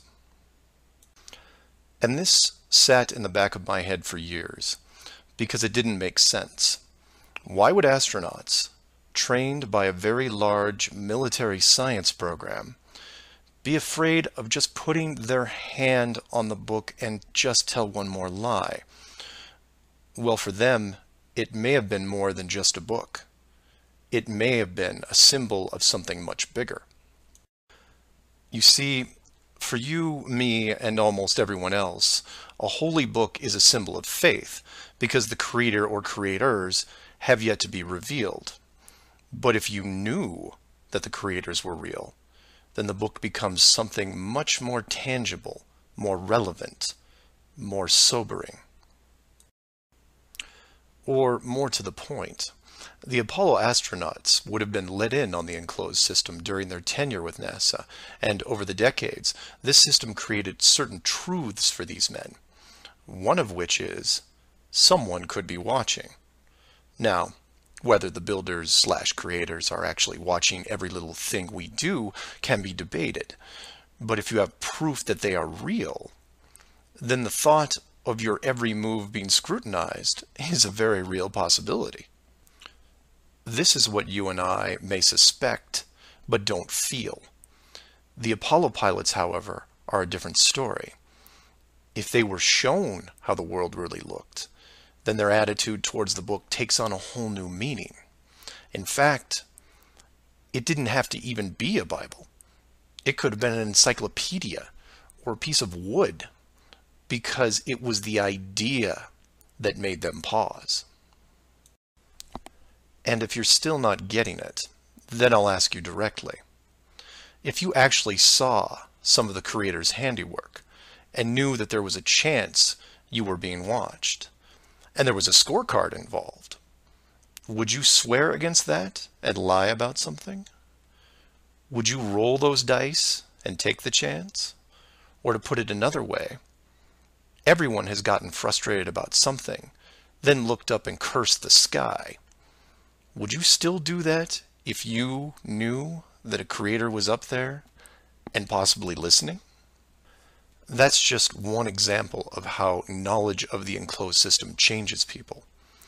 The astronauts didn't want to roll the dice and lie because there was a real fear of retribution. And while they were confident that a bolt of lightning wasn't going to strike them down, they also weren't going to push their luck. And we all take on the same approach in daily life. Everyone who drives has run a stoplight.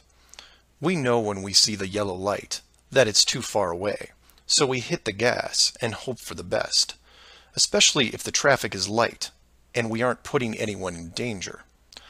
But you take that very same intersection and put a red light camera on it, well, then things change, don't they? Do you hit the gas and roll the dice? Not a chance. You hit the brakes and hope that you can stop in time because you are being watched. You may not be a model driver by any sense of the word, but you understand this rule and this place, and you don't break it. And this one aspect is why I'm pushing so hard to see the enclosed system revealed. Because as a civilization, we seem to be only as good as what we can get away with. This isn't an issue with freedom, it's an issue with doing the right thing. You know that running red lights is a bad idea. The camera is a reminder of that. Imagine all the things that would change for the better if the enclosed system was revealed.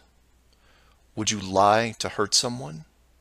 Would you rob a bank, commit fraud, or embezzle?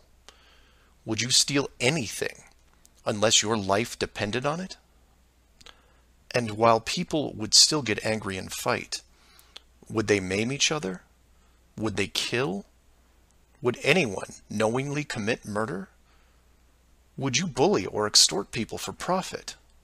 In fact, knowing that the world was created, would you do anything malicious towards anyone? If the world is not a globe, but instead enclosed, then wars end. Hate crimes end. Maybe not overnight, but quickly. Because you may be, for the first time in your life, actually accountable for your actions.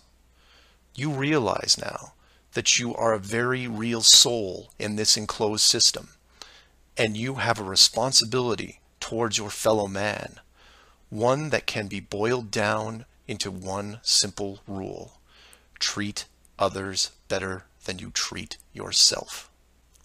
This is why it's so important to show the world as it really is.